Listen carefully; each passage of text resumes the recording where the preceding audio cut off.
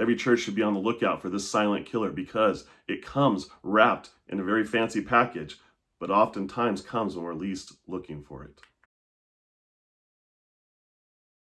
One of the most difficult things that a church can go through is division. And it can come in all different shapes, sizes, and facets. And the fact is, it always leaves a wake of destruction behind it as it bullies through the church.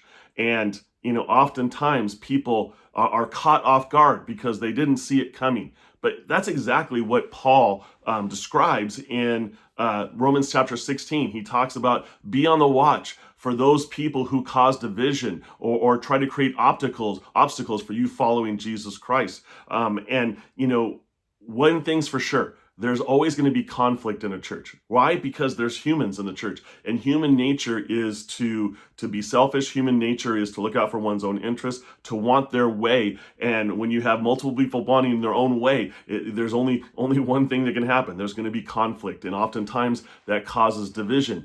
But Paul also tells us that the fact is that it's going to come in very smooth talking and flattery, these people who cause division. Why? Because they want their appetite either for drama or division to happen. Maybe they have an issue with the leaders, or there's a faction in the church that has a problem with somebody else, and they start to cause gossip and rumors, and next thing you know, somebody's reputation is destroyed because a small group of people had some kind of itch they need scratched.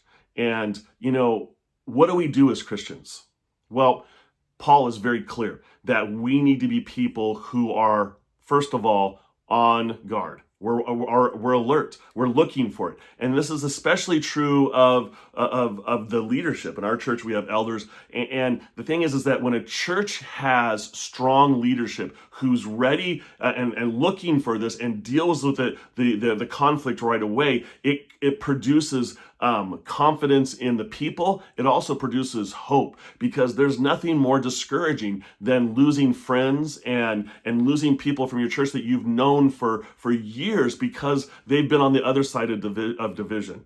And listen, there's enough conflict today. There's enough drama happening in the world that we need to minimize it in the church. Now, that doesn't mean that we just go and we try to smooth everything over. In fact, what really needs to happen is that we need leadership who's willing to confront the issue. We need strong leadership who's be able to see what's right, and they need to handle things biblically as they deal with. Now, listen, this just last week, we saw one of the greatest divisive forces in the church that I've seen in the 32 years I've been a minister, and that was COVID. This last week, Anthony Fauci went before the Senate, and 111 times he pled the fifth. Now, I'm going to tell you right now, anytime somebody pleads the fifth in front of Congress, it's basically saying, I don't want to incriminate myself. I've done something wrong and I refused it. Now, the funny thing is he had a pardon and he's actually not allowed to take the fifth. But here we see an absolute fraud who caused incredible division. Think back 6 years ago, where people are demanding that you get a vaccine, that you had to wear a mask, that you had to be separate 6 feet apart, and all of it was malarkey. I mean, and the fact is, there's a good chunk of people in the church who knew that. But if they tried to say anything, they got attacked, because the fact is, you loved your neighbor by caring more for their health and well-being than for your own. And then that's the lie that Satan feeds us. And then that lie comes in so many shapes, sizes, and forms within the church. And the fact is that we have to be able to discern that. How do we discern that? Well, we look at the people who are causing the ruckus, who are causing the division. They may be smooth in their talking, but listen, does their walk with Jesus match their talk?